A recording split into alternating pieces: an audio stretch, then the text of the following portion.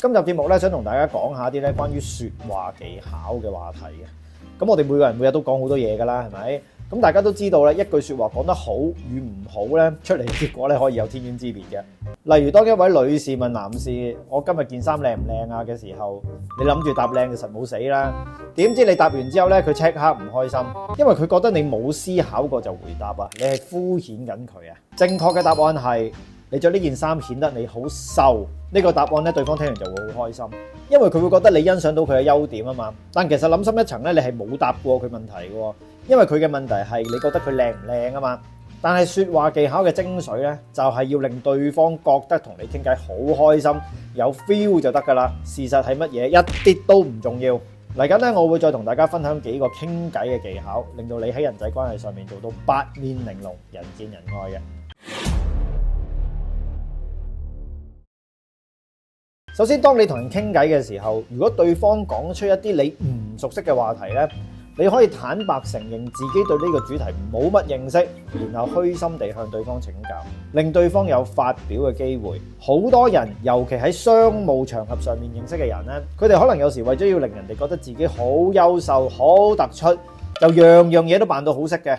但其實你唔識咧，係可以大方承認你唔識嘅，再向對方請教咯。當你向對方請教嘅時候咧，佢就有機會發表一啲佢擅長嘅內容，呢啲就係令對方開心嘅傾偈方法啦。有時甚至乎你本身自己真係好識嘅，你都可以扮唔識，同樣地對方都可以分享得好開心啦。而再進一步透過對方嘅分享咧，你可以判斷一下佢係咪真係識，從而知道對方嘅實力。呢啲就係叫扮豬食老虎啦。另外喺傾偈嘅過程之中咧，多啲俾機會對方表達佢嘅感受。好多人喺傾偈嘅時候咧，都會集中咗討論事情啊，而忽略咗俾對方表達感受。當然，如果係一個好多人嘅會議場合，大家當然係討論事情啦。但係如果喺私人場合，甚至乎係單對單溝通嘅時候咧，大家除咗討論事情之外咧，更加需要俾對方表達感受啊。例如，你有個朋友話你知公司升咗佢職，你可以問佢：你收到通知嗰刻嘅心情係點㗎？然後佢同你分享當時嘅心情，咁你咧就唔係一個純粹知道佢發生緊乜嘢事，而係同佢一齊分享喜悅嘅人啊。而如果係負面嘅事情咧，你都可以嘗試問對方嘅感受㗎噃。但如果對方嘅反應係唔係好想表達咧，咁你都唔好追問啦，安靜做個聆聽者咧，咁就夠㗎啦。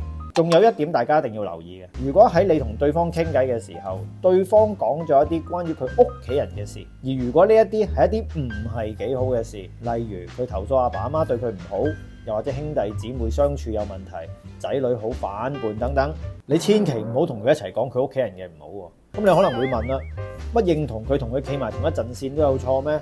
冇錯，就係錯。屋企人咧係得自己可以批評嘅啫，外人係唔可以批評嘅。如果你加埋把嘴同佢一齊講佢屋企人唔好咧，佢反而會討厭你。呢啲就係人際關係學問中嘅疏不間親啦。人咧把口係天生嘅，即係話唔使錢嘅啦，唔使錢就有一項咁好嘅工具。如果你唔好好善用咧，咁就真係浪費啦。所以多多鍛鍊你嘅説話技巧，你嘅人生咧會走少好多彎路。如果你中意呢條片嘅話，就留言讚好分享啦，等佢可以幫助更加多有需要嘅人。我哋下次再見啦。